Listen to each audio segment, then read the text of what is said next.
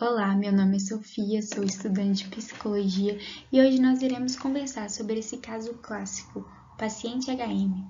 Henry Molaison, com 9 anos, sofreu um traumatismo craniano em um acidente de bicicleta e a partir deste acontecimento se desencadeou uma série de episódios de epilepsia. Para quem não sabe, a epilepsia é uma doença caracterizada por convulsões. É um mau funcionamento do cérebro. Os neurônios emitem sinais, impulsos elétricos, descargas elétricas de forma incorreta. E aí, a partir desse problema, o HM passou por uma cirurgia a fim de resolver a epilepsia. E nessa cirurgia, retirou o hipocampo e o córtex temporal. Aqui a gente tem a imagem de um cérebro para mostrar, onde fica o lobo temporal, que é aqui representado em verde na figura, e o hipocampo nessa outra imagem representado em amarelo. Então, o lobo temporal é uma estrutura responsável ali principalmente pela audição, pela memória e também pelo processamento emocional. E o hipocampo é uma estrutura extremamente importante no que se diz respeito à formação de novas memórias e armazenamento de memórias de longo prazo. Então, HM ele teve uma melhora no quadro epiléptico, nas crises epilépticas. E aí, só que teve sequelas irreversíveis na memória dos 27 anos para frente. Então, o HM ele fez essa cirurgia quando ele tinha 27 anos, em 1953. E resolveu a epilepsia, mas ele não conseguia formar novas memórias porque se retirou essas estruturas fundamentais. E então, HM ele é hoje um caso clássico, muito estudado, porque a partir dele se descobriu mais detalhes sobre a função cognitiva memória, e é sobre ela que nós vamos falar mais um pouco, e também vamos relacionar ali, fazer uma análise, da memória do paciente HM, como que ficou, quais memórias foram afetadas. Então, vamos lá. Então, o que é memória? A memória é a capacidade do sistema nervoso manter e recuperar habilidades e conhecimentos. As memórias podem ser alteradas sutilmente pelo processo de recordação. Então, vamos entender. Você está ali fazendo uma atividade do seu dia a dia, ou vamos pensar em uma atividade de matemática, um problema, e você precisa recuperar, recordar algumas habilidades, algumas competências, alguns conceitos que você aprendeu lá no ensino básico. Por exemplo, você precisa, para resolver aquele problema, lembrar a diferença entre soma e subtração. Você precisa lembrar em que hora é importante fazer uma multiplicação, uma divisão. Geralmente, quando a gente fala em memória, as pessoas associam logo de cara, com a memória de longo prazo. Mas você sabia que a gente tem outros tipos de memória? E a gente vai falar mais sobre isso. Elas podem ser alteradas pelo processo de recordação. Essa é uma informação que eu acho muito linda, muito legal, muito bacana. Porque quando a gente traz de volta aquilo que a gente aprendeu, isso além de reforçar, fortalecer aquela memória, pode também ser uma oportunidade para você ressignificar aquela memória ou incrementar ela, acrescentar informações, ok? E isso tem muito a ver com a terapia, Então, a memória, ela está distribuída entre diferentes regiões do cérebro. Ela não habita em uma parte do órgão. Então, a memória ela não está ali só no hipocampo, só no lobo temporal. Alguns psicólogos, alguns estudiosos falam que o órgão todo é importante no que se diz respeito à memória. Está tudo relacionado ali, se você for parar para pensar. Tem até os engramas, que são esses circuitos que tá tudo conectado, tá tudo ligado. Então, a memória ela pode ser sensorial ou memória de curto prazo ou memória de longo prazo. Temos aqui essas 3 caixinhas. A memória ainda pode ser declarativa ou não declarativa. Então, a memória sensorial, nós vamos pensar, diversos estímulos estão chegando, estímulos sensoriais estão chegando até nós. A luz, uma imagem, um som, uma música você está ouvindo, um barulho de um carro passando, você está comendo, você está tomando alguma coisa, você está sentindo o cheiro de alguma coisa. Então, vários estímulos estão nos bombardeando a todo momento. E aí, a gente tem a nossa memória sensorial. E aí, essa memória sensorial, ela dura cerca de menos de um segundo, milésimos de segundos, ok? Quando a gente tem aí a setinha da atenção, então a gente teve atenção nessa memória sensorial. Aí ela passa para a memória de curto prazo, também conhecida como operacional, memória de trabalho. Então você está fazendo uma atividade, você precisa daquela informação na sua cabeça naquele momento.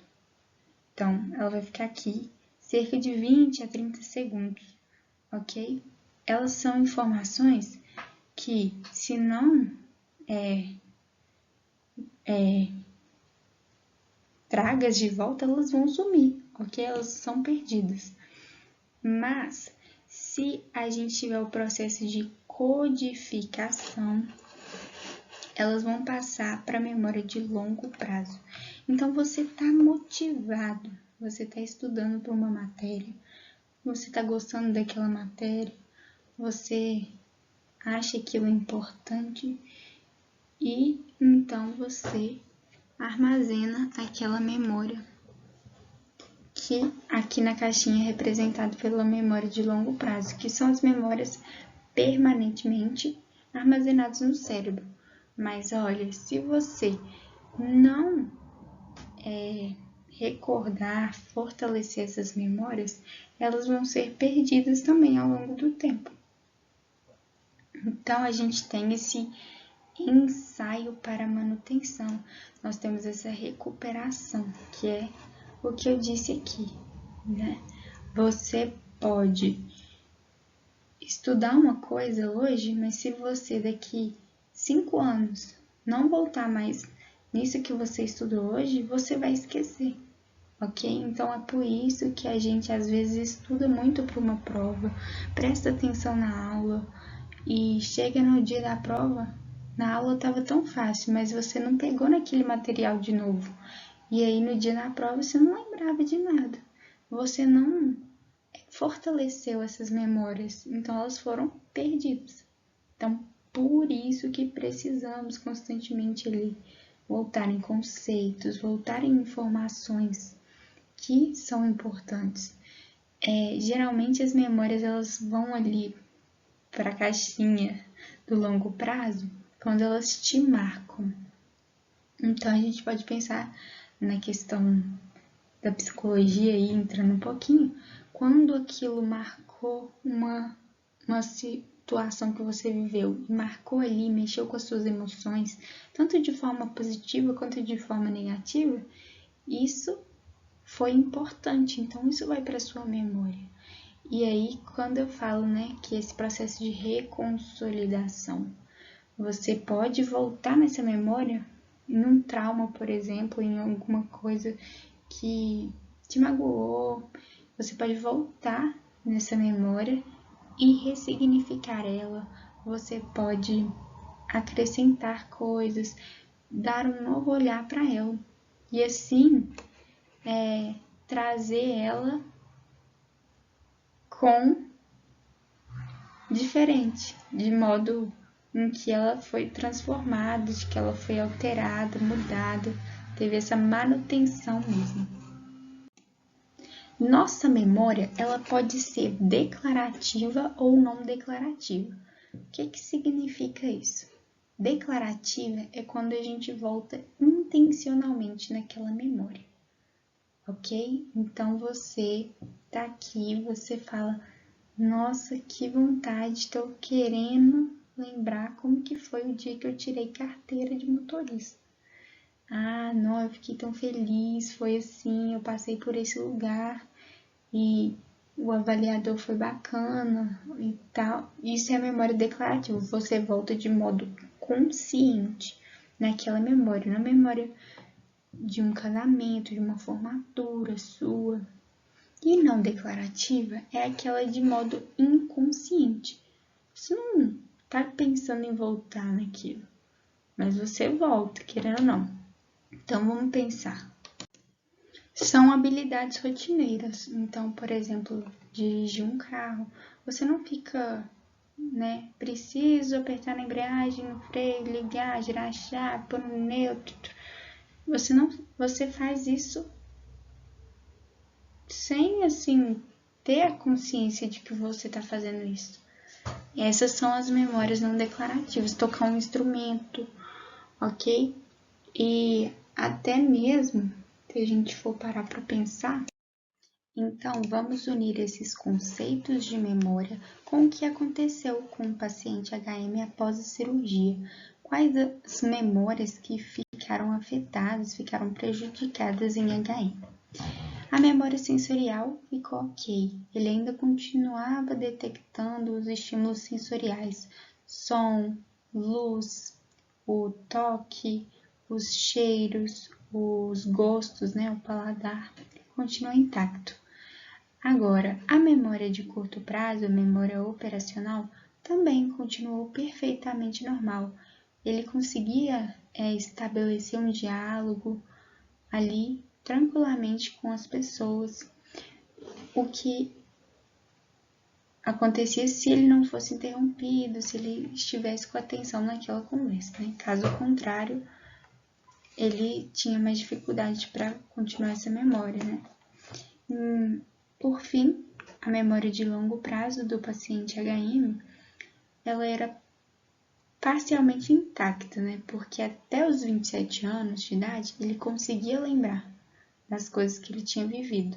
Só que não conseguia criar novas memórias, não conseguia aprender novas coisas e nem armazenar ali as vivências que ele ia tendo depois dos 27 anos.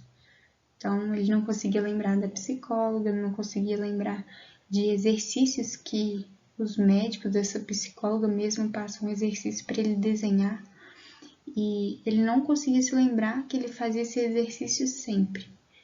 Até se percebeu que ele melhorava o desenho, só que ele não se dava conta de que ele fazia essa atividade sempre. Então, e o que eu deixo aqui para vocês é algumas frases aqui, algumas reflexões. Para que nos tornemos proeficientes em qualquer atividade, é preciso praticar.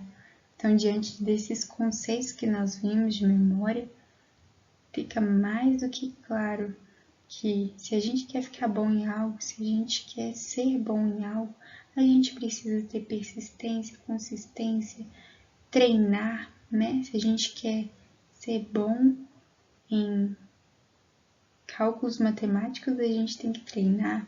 Se a gente quer ser um bom motorista, a gente tem que treinar. Se a gente quer ser um bom músico, a gente tem que treinar. E se a gente quer ser um bom professor, a gente tem que treinar. Se a gente quer ser um bom profissional, a gente tem que treinar, a gente tem que estudar e recordar dos conceitos para fortalecer esses conceitos. Inclusive, fica uma dica minha aqui.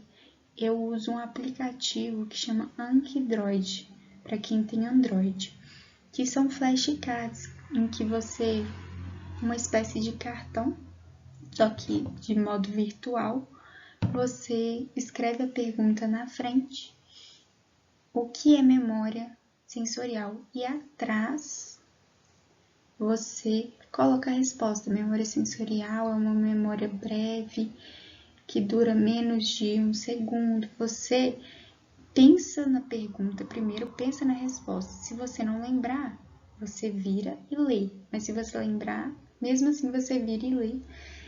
E vai revisando, vai fazendo isso. Então fica a dica. Pesquise mais sobre o Anki e sobre flashcard. E a outra frase: quanto mais vezes você repete uma ação, mais fácil é executar essa ação. As memórias são fortalecidas com a recuperação, de modo que uma maneira de tornar as memórias duráveis é praticar a recuperação. Então, um beijo, curta o vídeo, compartilha e conta aqui se você gostou, se você tem alguma dúvida, se gostou desse formato de aula. Se você tiver alguma dica, alguma ideia, pode deixar aqui também que eu vou ler com muito carinho. Obrigada, tchau!